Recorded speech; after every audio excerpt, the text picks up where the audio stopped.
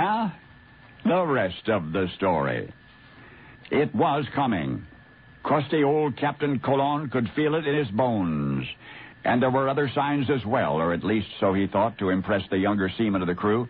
There were the long, oily waves rolling in from the southeast. There was the peculiar, unevenly rising tide. There was the inexplicable squalls that would rise angrily and subside suddenly, and the veiled cirrus clouds rushing in with remarkable speed across the sky. And look out there, the captain insisted, pointing a gnarly finger over the bow. And indeed, there did seem to be more seals and more porpoises in the vicinity in these recent hours. But mainly, Captain Colon felt it in his bones. For along with the humid, heavy, oppressive, almost palpable atmosphere came the telltale aching in his rheumatic joints.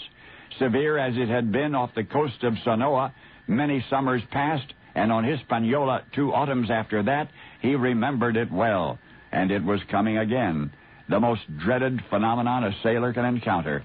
The old captain's lips trembled even to utter the word, Huracan. Huracan. And then as his fretful eyes glanced toward the horizon, he glanced toward Port Santo Domingo. They must be warned, he declared to his first mate. Promptly a dinghy was dispatched with news of the coming storm.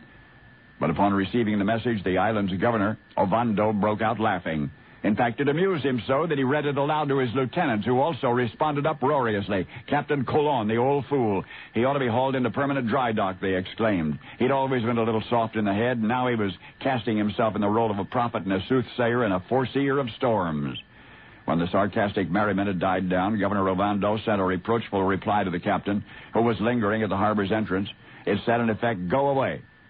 A fleet of 30 vessels bearing a fortune in gold was preparing to sail out from the Ozama River and head for home. There was no time right now to play silly games with a demented old seafarer, so Captain Colon heaved a sigh and set sail, and eventually he anchored in a remote spot off the island's leeward shore. And there he safely rode out the fury of the storm which he had known would come. But this is the rest of the story. The floor of the Caribbean is laden with treasure. Countless tons of gold and silver and gems deposited there over centuries past by the same recurring terror, the Huracan. We call them hurricanes. The fleet of 30 ships sent out by Hispaniola's Governor Ovando in June of 1502 was torn to shreds by one such.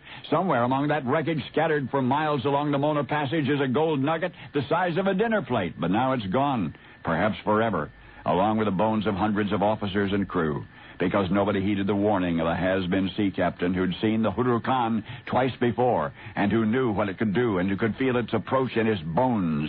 A wise old Italian explorer, now fallen so far from Spain's royal favor that he was not even permitted to take refuge in the harbor at Santo Domingo, on the island which he had discovered 10 years previous. Of course, back then, he was a hero, named Cristobal Colon, and then later distrusted and ridiculed as an admiral whom history reveres as Christopher Columbus. And now you know the rest of the story.